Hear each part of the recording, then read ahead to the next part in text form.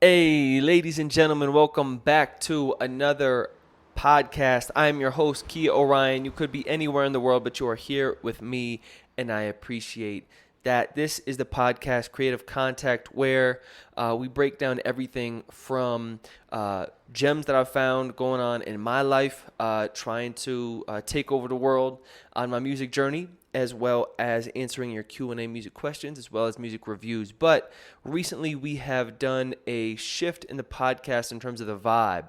So these are podcasts that are more focused on minimalism, essentialism, just different kind of discover and declare ideas that I've learned along the way on this journey, because these are ideas that I am constantly learning about, internalizing, experimenting with, and want to share with you guys. And so this podcast is normally more music focused, but this episode I want to do something a little different because I'm turning 30 soon.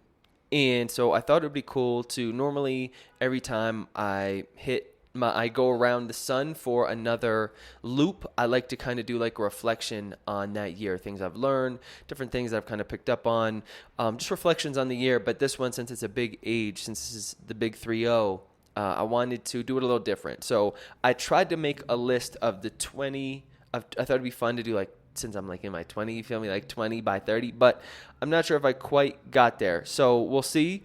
But these are some of the biggest gems that I've learned throughout my 20s and throughout my life in general, but mostly the 20s where I picked up most of these and experimented with these ideas, experimented with these thoughts. When I was 20, I was in school trying to be a rapper.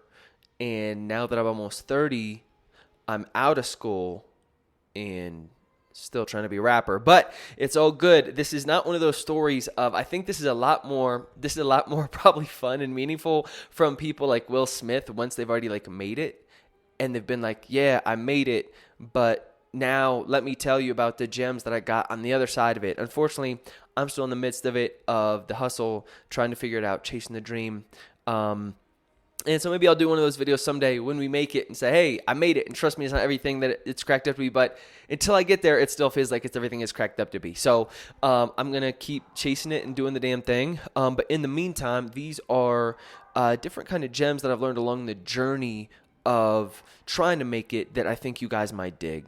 And so, yeah, we'll also start this off with a piece that I think is important. And this is why I made it number one. Also, let me close the windows. You know, it's funny. It's like right when I'm about to start recording, the guy next door decides to start playing saxophone. So that, or the horns, that's how it is. Welcome to Mexico. This is how we do it, baby. This is how we getting down. But we aren't going to let the traffic stop us, are we? No, we aren't. We're getting into it.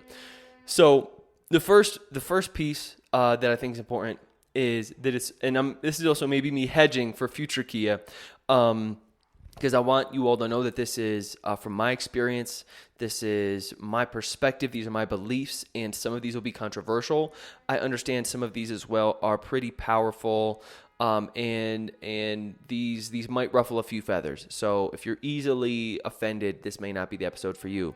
But I'm also hedging that with this first one, which is the first one. The reason why I put it first is because I do think it's one of the most important things, and that's it's okay to change your mind, and that you should change your mind.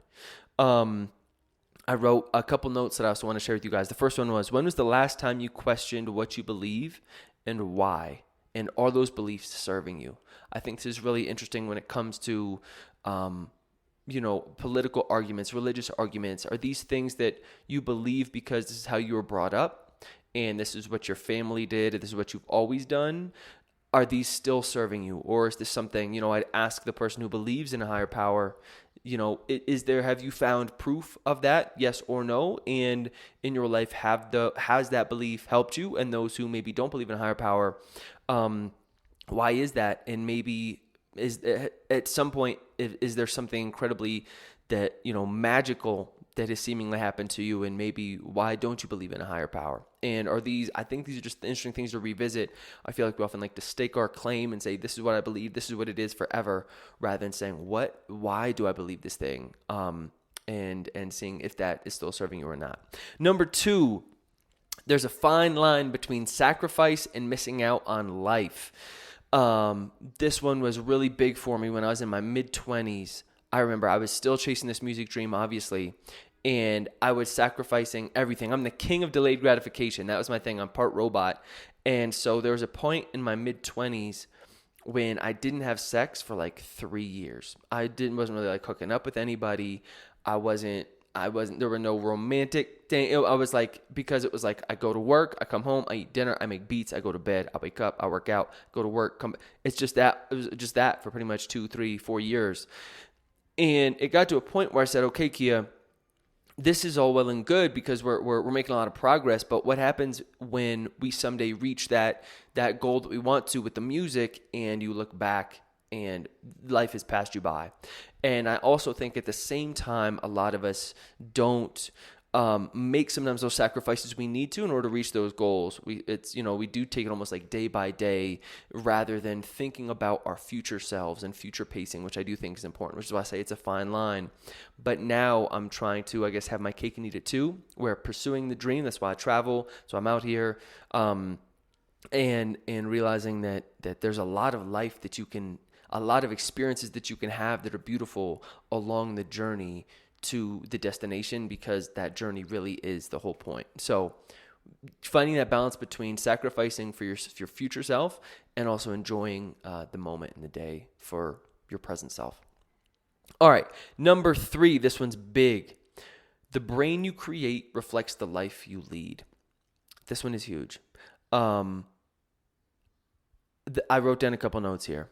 I wrote, awareness is more important than intellect. You experience what you understand is available.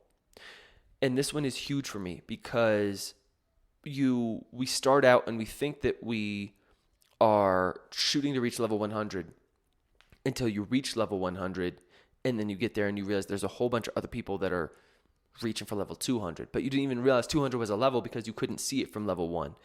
And so this one is a huge one for me in terms of what you put into your brain, that information diet, and that awareness really creates the what you believe is even an option. Like, you don't even realize you can only reach so high or shoot for something if you understand that it's there, it's even an option.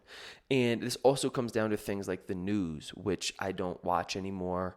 I think if it's truly important, I'll hear about it, but things about that where, as an industry that is built off of us, it's built off of bad shit. Like, as humans, we're really attracted to negative stuff. Gossip, we're attracted to when burning buildings, things are like, when is the last time you saw the news and it was like, things are really good, it's the best they've ever been?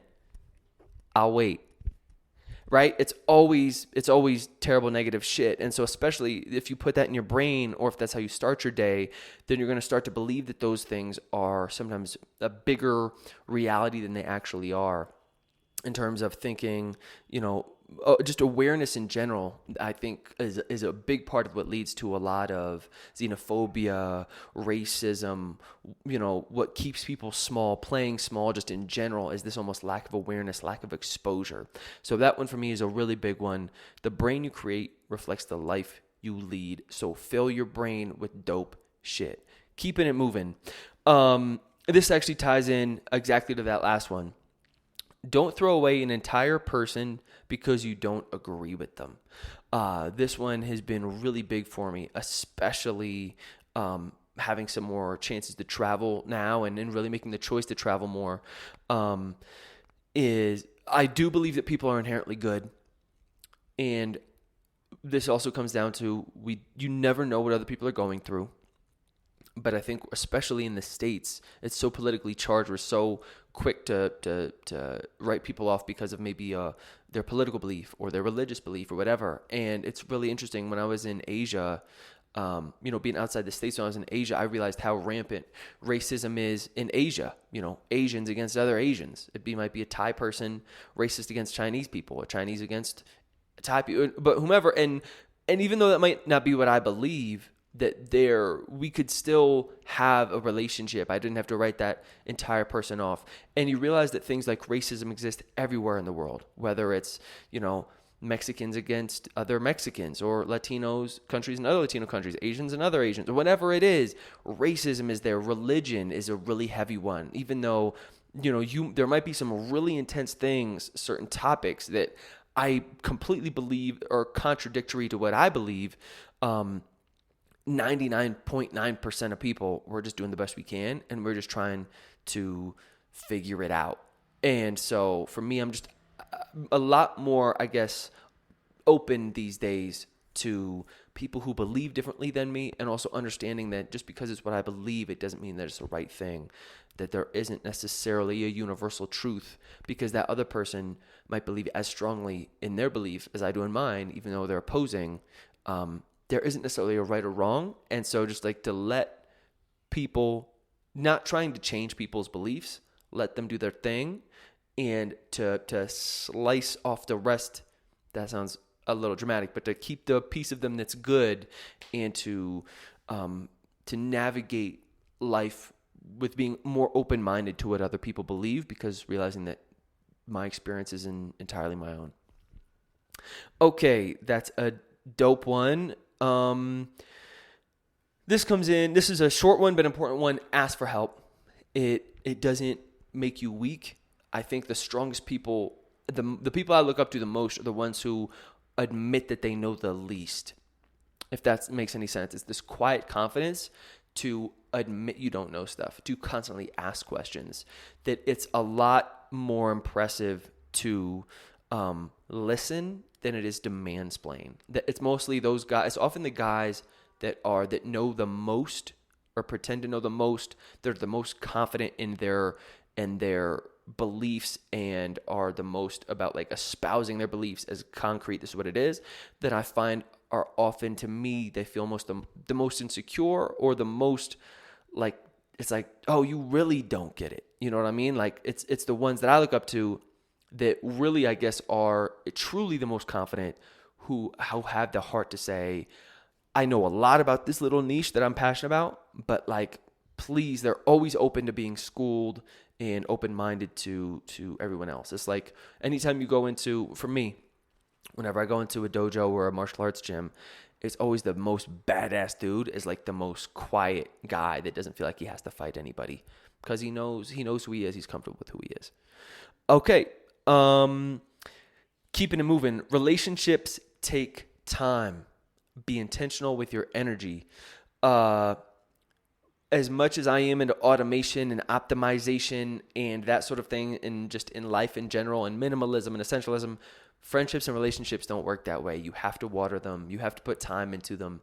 And because you have a limited amount of time, be intentional with the people that you do decide to invest that time in, and that people will not just fall out of the sky and want to help you. That if there are people in your life that you think are dope and you think are rad, be intentional about creating friendships and fostering those relationships with people, because it's not about what you know, it's about who you know. Okay, moving right along. This actually ties right into that last one. This might even be like a 6.5, but since I'm trying to make it to 20, we'll bump it up. That people aren't permanent. And that's obviously in a way that we all die, and you never know when people are going to leave this earth. But that also people aren't permanent in your life, meaning that there's a saying that people are in your life for seasons, and I think that that's important to understand, to be aware of, and to embrace that it doesn't have to be a forever thing. I think a lot of the times when I was younger, I wanted friends and I would latch onto them and be like, why doesn't this feel like it used to feel? And it's because you grow as a person, you develop, you change, and that in that point in your life, that person was very important to you. This could even be intimate relationships. Think about at one point in your life, that ex was everything to you. That ex was your life. And now you might be distant strangers, but that's just kind of the way that it works. And I know this like no new friends philosophy is popular, but I am always thinking about who's this new person, who's the next friend that might really help me out at this point in my life to try to maintain the relationships with the friends that I do keep and that I do have, but that life is fluid, friendships are fluid, that people serve different, I guess, roles in your life at certain times, depending on what you need and what you want. Yes, sir. Keeping it moving. This is a big one. Living in Asia and having a chance to spend time with a bunch of different Buddhists and temples and monasteries, and just being in that Buddhist culture. One of the biggest pieces about Buddhism that I loved and that really resonated with me is that we are the source of most of our own suffering. Meaning this comes down from worry and anxiety about things that are outside of our control. Meaning the past, and the future. We spend so much time worrying about the past, which is outside of our control, and worrying about the future that we often miss out on this very beautiful present moment. And that was just something that stuck with me and really resonated with me, because it's the reason why they say that Buddhism is a practice is because this is our default setting as animals, as humans. We're always worried about the next thing, because that's how we were programmed to survive, so that we we didn't just get complacent and then didn't go hunting for food or something. So we're kind of automatically in this gear of kind of a little bit anxious about the future, whatever's going on. But I find so often that our imagination will make suffering worse than it really is, or it'll make an event worse than it really is. And so rather than me trying to control all of the parameters of the future, it's like, who knows if it's going to be the apocalypse or Bitcoin and Ethereum is taking over. Even when Trump was president, it's like, when is he going to blow up the world? And it's like, these are all things that are outside of my control. And so I'm going to bring it back to my internal locus of control. What is in with my immediate environment? What do I see? What do I know? And how can I control what I can control, and not put so much energy and effort into all these things outside of that, because that doesn't do me any good. Just kind of that low grade hum of anxiety if there's nothing I can actually do about it. This brings me perfectly. Man, whoever came up with these points did a great job of organizing them out. I'm just saying. This is a big one that I learned from my dad. And let me say this. My dad told it to me, but I didn't learn it until life beat me over the head with it long enough, that if you want something to happen, you have to make it happen. Meaning, I think there was a long time when I would wait thinking about wanting to blow up as a musician. I'd be like, man, my music is so dope. Someone's going to drop out of the sky and think this is dope and be like, Kia, let me shoot videos for you. Let me make beats for you. Let me engineer for you. I was always like, people are going to find my music, think it's dope, and really believe in me. And it never happened. And so that was my whole onus for my entire online business now, my entire belief in life, is this: you have to make it happen. That's why I learned to make beats, was because I didn't have the money to buy beats or hire a producer. And that's why I learned audio engineering. I couldn't, spend the money to hire an engineer. And so now at this point in my life, I'm learning how to do my own marketing and all these different things that I do think it's important, running an online business or whatever it is that you do, to understand when to pass off tasks to other people, when to delegate, because that is incredibly important, to realize that you can't do everything, but that also, rather than make excuses for why it's not happening, to go get it. And so for me now, my greatest passions in life are these things that I have taught myself through YouTube tutorials, through online programs, going and learning these things. And now it's a great pleasure for me to get better at these crafts. But that, the same way I talk often about wanting to headline Madison Square Garden, and realizing that that's not just something that just happens out of nowhere.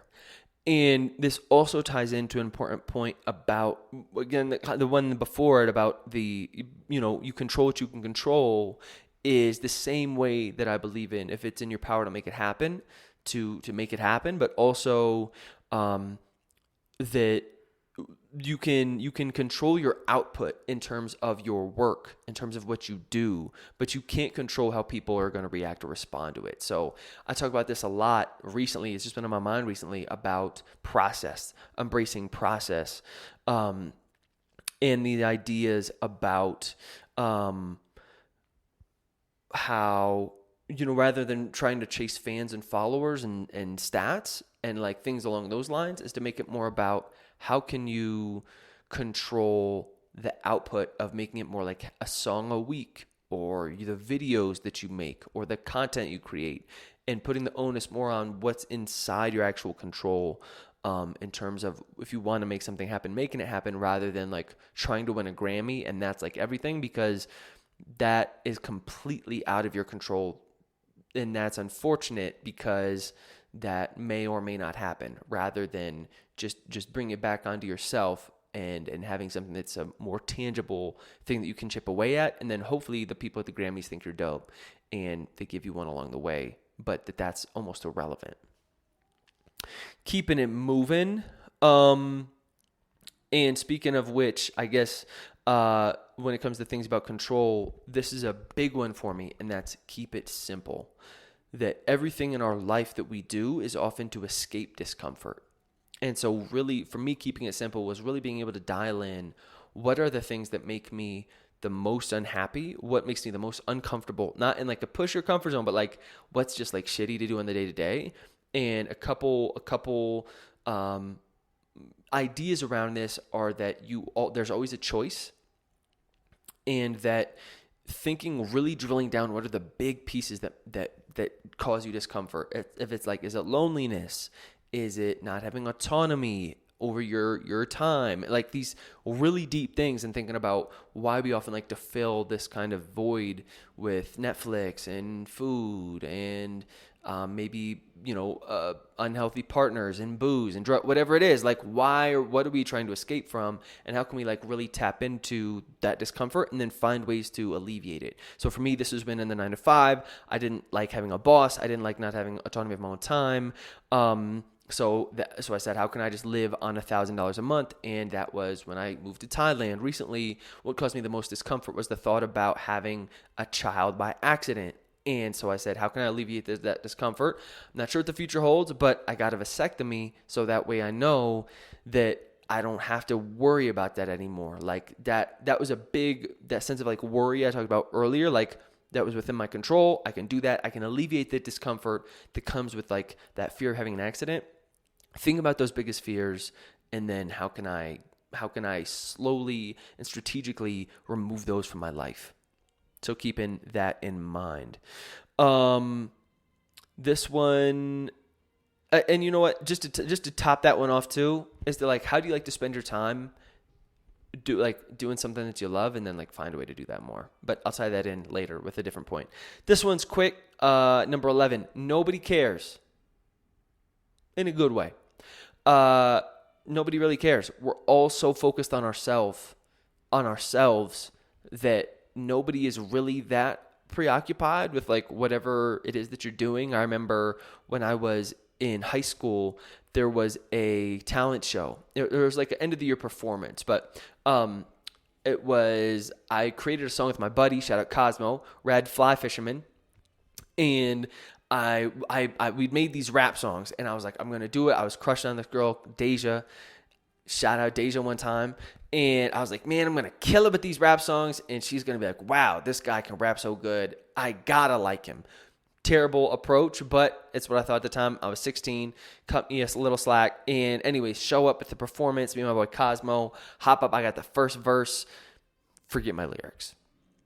And I'm crushed. But fortunately, we prepared 2 songs. Cosmo salvaged that song. I'm like, you know what? Forgot my lyrics on that one. I'll get them on the next one. Song starts. I get out there. Stage fright is even worse now. I've already choked.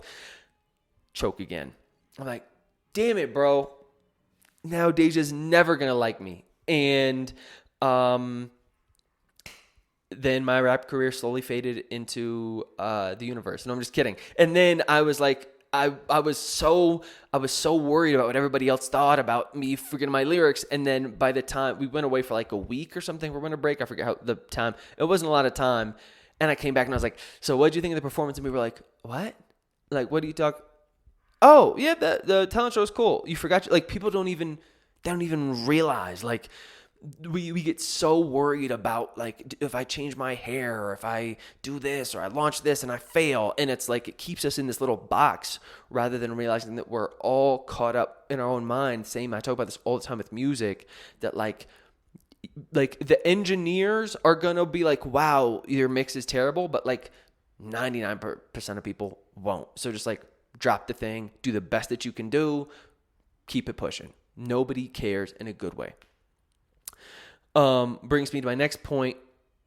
You can be whatever you want to be. I think our identity is something that we often have put there by other people. Oh, but you're this. Oh, why are you trying to do that? You're such a nice guy, or you're this or that. It's like, as humans, we're incredibly flexible, and this kind of ties into ethics, which I'm interested in, but I won't dive into in this podcast. But that, like, depending on the scenario and who I'm with and what's happening, I'll be a completely different person, and that identities are incredibly fluid. Like, I can be a really nice guy, and if you try to kill my family, I might murder somebody. And in that regard, I'm a murderer. And so, like, I just like philosophy and ethics. I just like these thought experiments that, like, you aren't, like, values are only contextual to the scenario and the environment in which they're happening. Because if I'm a nice guy, but I kill somebody, maybe it's out of self-defense, but I still might have murdered somebody's father, son, brother. So that this idea of, like, what you are, thinking about your identity and playing with those more of, like, to who's the person, when you think about who's the person you want to be, is there anything that you are currently doing that does not align with who you want to be? And then think about what traits you might need to adapt in order to become that person. So I have these 3 traits that I write down every day. I don't write them down every day. I've written them down. I read them every day in the morning. It's bold, gritty, and kind. And so I think about this a lot when I want to do something. So if there's a girl that I want to ask her number, I'll be like, no. So I'll be like, Kia, bold, gritty, kind. Like, be bold. Like, is this a bold moment? Like, go ask her for a number. Go ask her if she's single. Like, if in the moment you're like, I don't know if I should kiss her. Like, be bold, kiss her. Or, like, if it's gritty, like thinking about wanting to, I love martial arts, and so wanting to, pursue boxing more. Gritty in the sense of persistence, and kind in terms of thinking about, is this something that a kind person would do? Am I talking shit about someone? Is this a negative thing? Am I bringing people down? Am I being more open-minded? Am I being kind? And really internalizing these ideas about identity and realizing that you get to choose what those are for yourself. People don't get to decide those for you. Another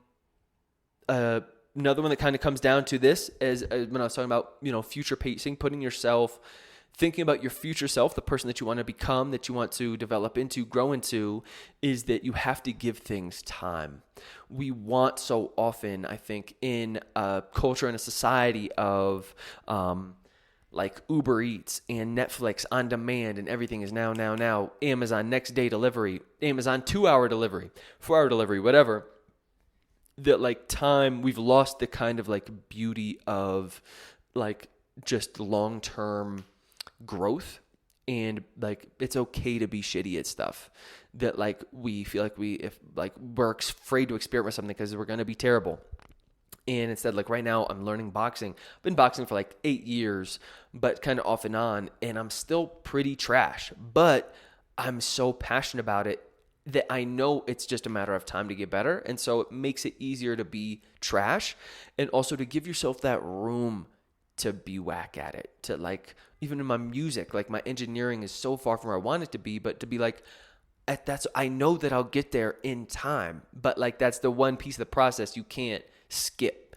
You can speed it up by getting mentors, asking for help, getting online programs, learning from people. You can level up quicker, but you can't skip that step. And so I think about that even at recording of this video, 30 years old, still trying to be a SoundCloud rapper, and still in my heart of hearts, just like, am cool with the fact that my music hasn't gone anywhere, because I'm enjoying the process so much. And really, I can't tell you how, maybe it's programming from mom, but I really do feel like in my heart of hearts that it's like inevitable that it's going to work. And maybe that's just because of good parenting or environment. I don't really know, but it's like I'm cool and I can joke about being a grown ass man and not having any music career really, because I'm just so confident in what I'm doing and what I'm making, and in the belief that it will happen. And so those are sorts of things of like believing and trusting in the process, as cliche as it sounds, I think really is so important, is to give yourself the time and the space to be terrible and to know that that thing you will level up if you give it the proper time and dedication. Yes, sir. 14. I love this one. This one has been big. That, as funny as it is to say, your reality isn't real, because real is in reality, but that your reality is simply the perception, your perception, which is guided from your experiences, your thoughts, and your environment. And this isn't like we're living in a simulation, but like we kind of are, because your life and your perception is unique to only you. And so knowing that, it's really interesting to know that like events aren't emotionally charged, but we assign meaning to events. And so really thinking about this as well in terms of like thinking about when somebody does something. This for me, I'm tying this in, I'm hedging this as pretty much saying like, don't take things personally. Like people, this also ties back into like, you don't know what people are going through, that like the same event can happen and be interpreted completely differently. And so for myself, when I think about this, a big piece of this is this idea that memories aren't real either. That I learned this the other day and I was like, that makes so much sense. It was from a sleep scientist, and he was talking about how memories are almost like Word documents. That we like, how good would a Word document be if you just like opened it up and it was just like stuck and you couldn't do anything with it? Instead, what we do is we open a Word document, maybe change some things, rearrange some things, and we'll save it as a new file. Whoop, and it overwrites that old file. That memories in our brains actually work the same way, because of our like id and ego and superego and stuff, that like to protect us, that or whatever, that like our brain will open a memory, double click on it, it will change the memory and it will save it as the new file. And so I could be like, man, do you remember when, I was 17 and you bullied me like over that thing? And someone would be like, I didn't bully you. Like I was just trying to get like my lunch money, and I ended up like scooping it off the floor. And in your mind, you'd always thought that like they shoved you in the lunch line and picked it up, but like your memory will add stuff or change stuff or create stuff and then save that as a new file. And so just like constantly questioning your own memories and your own perception when people do stuff or say stuff or interact with me in a way, trying to like have this like third party perspective of it, like outside of just Kia in the interaction, being like, what else might be at play here that is going on outside of just like Kia's direct reality? Thinking about, I heard this really cool analogy of like, if say you're at a party and there's like people like out on the dance floor, like getting it, like doing the damn thing. And then maybe this is like an old like 1920s party or something. And you like go up to like the balcony, or you're like at a fancy club in like the meatpacking district or something. And you like go up to the balcony and you're like outside of the dance, and you're like looking at like the people dancing. And you can see there's the DJ and this couple over here that's like grinding way too hard for it to be publicly acceptable. And then like every other people like doing stuff and having fun.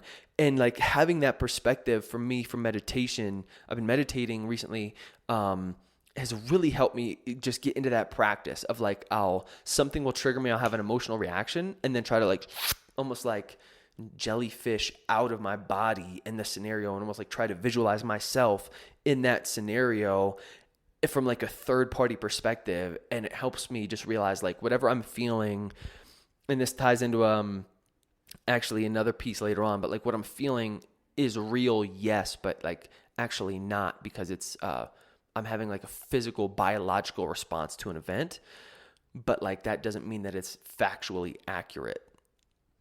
That was a weird one. That was a weird long one. Keeping it moving. But it's true. Reality isn't real. It doesn't exist. Okay. Life is hard, bro. Life is hard and life is tragic. But it's these tragic moments that make it beautiful. Because there are a lot of these tragic moments that we're all experiencing. And because of that, that's like the one universal piece to life, is that it's going to be hard and that it's going to be tragic and that it's going to be sad, and that's okay. Like, I think, speaking of the removing discomfort shit that we talked about before, is that like we're so like worried about being sad, or so often like be positive. I think it's almost like yes, I'm into like gratitude and being positive, but like, and not dwelling, but to not, how do I phrase this? Not dwelling, but also not resisting those sad emotions. That sad emotions are okay. And a lot of inspiration can come from those sad emotions. And to understand, this is something I'm going to talk about soon as well, one of these next points, is that it's not forever. That like, when you're sad, know that you aren't sad, you're feeling sad. And that's something I've been doing a lot recently as well, is acknowledging that they're feelings, saying, I'm feeling sad, or I'm feeling jealous, I'm feeling envy, whatever these kind of like negative emotions are, whatever you're feeling, to be aware that they're feelings and listening to those. And if I'm envious, double clicking on it and saying, why? What is it that's causing me to feel that way? Why do I want what they want? Or if I'm feeling sad or something, is saying, is this a feeling sad, or did I not sleep well? Maybe I'm burnt out from exercising too much, or I need, my nutrition's off, or something, I read the news and it messed my day up, whatever it is, like thinking about the like granularity of emotions and realizing that they're just that, they're feelings that aren't facts, and that when you are sad, it's okay to be sad. And that's like the one thing that makes life, that's like the one through line for everyone in life, which is, I guess that's what makes it like the beautiful comedy, the beautiful tragic comedy, is that is the one piece that unites everybody. It's the one thing that you can count on, is that life is going to be tragic and hard and sad, but that doesn't mean there aren't some beautiful, beautiful moments and pieces to it. And which brings me to the next, man, this layout is dope, man. I'm saying this should just be flowing. You feel me? Someone put some thought into these, whoever laid this out. That the same thing goes for happiness, that happiness as well is a fleeting feeling. And so instead of, this one is a big one, don't pursue happiness, pursue purpose. Because happiness, I've found, is often a byproduct of purpose. It's something that you can't order it on command. Same with love. You can't have somebody love me. You can't be happy. Like, it's not something that you can just like pull out of a hat. It's something that happens from an action. It's the byproduct of a process. And so how can we spend more time in that sense of purpose?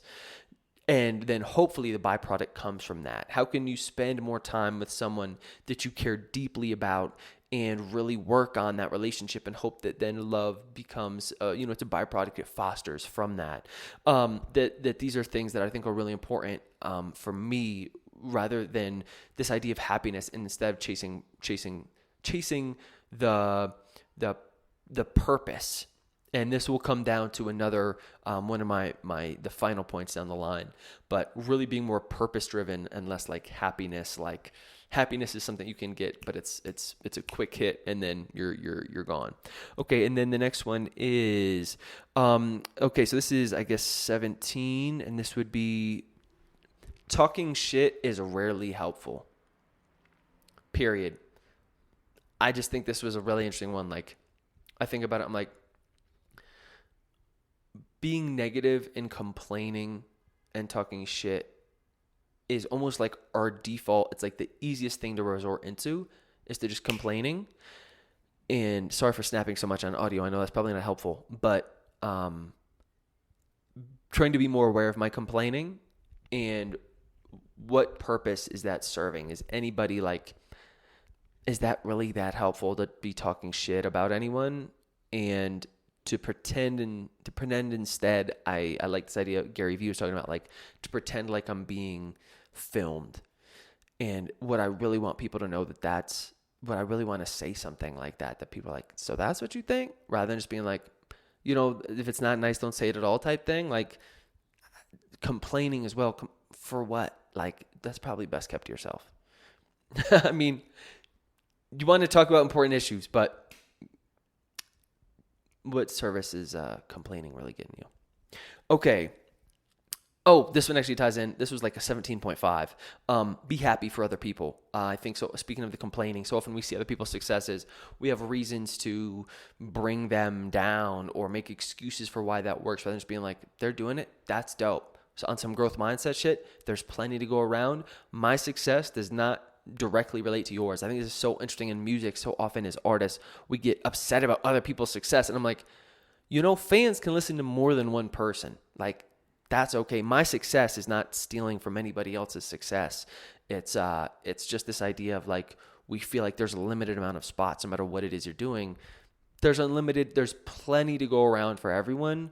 Be happy for other people. Examine what they did that's working. Steal like an artist. Use it for yourself. Keep it moving. Okay. Oh, this one I like. This one. And a lot of this stuff, I also want to preface this, even though it's the end of the video, I want to preface this. These are not, these really, like this next one I'm going to say is super cool. I did not come up with this. Like these are concepts I've learned and have tried to internalize, that I'm just now regurgitating to you, stealing like an artist properly. This one I think I got from, what was it called? I think I got this from Viktor Frankl's Man's Search for Meaning. I love this one. These next two I got from Viktor Frankl. The shadow is directly proportional to the dream. And I love that. I think it was Viktor Frankl. If I'm not, Vic, forgive me.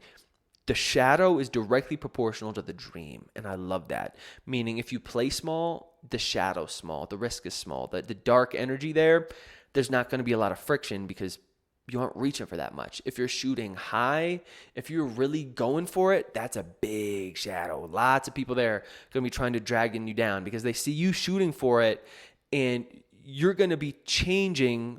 You're going to be breaking out of their perceptions of you, of what they think you should be doing, of what they think you are. And when you start messing with people's expectations, people don't like that. And so the bigger it is, the thing that you're shooting for, which why not? Like, what's the point of playing small, period? Like, why not just shoot for the big thing and then just see how far you can take it, is that shadow. And I found often wanting to be a little bit more on my like R&B singer kind of like hip hop shit, that people are like, Kia, but you're this nice guy, and but you're this and you're that, and stop swearing. And it's like this stuff of like these ideas of what people want me to be, or what people think I am or think I should be, rather than me realizing, okay, if I want to really take it there are things I'm going to need to change and things I'm going to need to do that might be different than people's expectations of what I need to be doing and of what I should be doing, of what's right for me. And so that often ends up causing friction along the way. So just think about that shadow, and if you're going to shoot high, which you should, just be ready for it. This is number 19. I love this one. This is a Viktor Frankl one, which I think he stole from somebody else. So this is really just this is now super watered down. But it says he or she, we're being inclusive here. He that has a why to live for can bear with almost any how. I love that one. He that has a why to live for can bear with almost any how. Meaning, this is a Viktor Frankl truism from being in the concentration camps and really feeling this sense of purpose and just being able to deal with like the craziest stuff. My life, the hardest part of my life has not even been like a fraction of whatever Vic had to go through, Dr. Viktor Frankl, but still that idea of like when things get weird, things get hard, things are frustrating, if you have that kind of North Star of at least like that sense of purpose, then it makes it so much easier to deal with all of the other stuff that comes along with it. And this boils down to my last point, which is why whenever I think about blowing up faster or other stuff I could be doing, other stuff people think I should be doing, whatever it is to measure life by how much fun you're having. And this is a thing that I swear by, because this comes back to my process. This comes back to my piece of embracing the journey and the time that it takes and controlling what's in your control, of all of the things that are outside of your control, like the fans, the followers, the fame, whatever it is, the success, the accolades.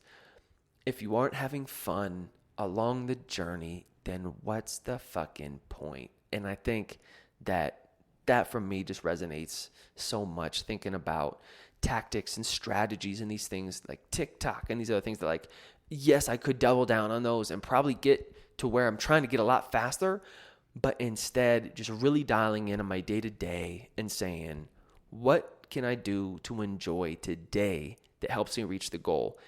That's why the tortoise, baby, that's my spirit animal. We're slow but steady. I mean, taking action, making actions quickly, don't get it twisted, but in the long term, in the macro, I play as a tortoise. In the micro, I'm the hare, testing stuff, trying stuff, just taking action, making decisions, making mistakes, recorrecting course, building a plane while we're flying it. But in the macro, I'm super tortoise. I'm just like enjoying this process of failing and living in Mexico and eating tacos and boxing and just like really feeling grateful that this is how I get to spend my time. Again, this wasn't luck. This wasn't something that happened by coincidence. This was a very intentional decision that came out of years of discomfort to thinking about how can I really minimize and craft a lifestyle that I love, so that way I can enjoy the process to getting to that end goal. And so that way it's almost like, again, whether or not the end goal, even how far I get, is irrelevant because I'm enjoying the process so much.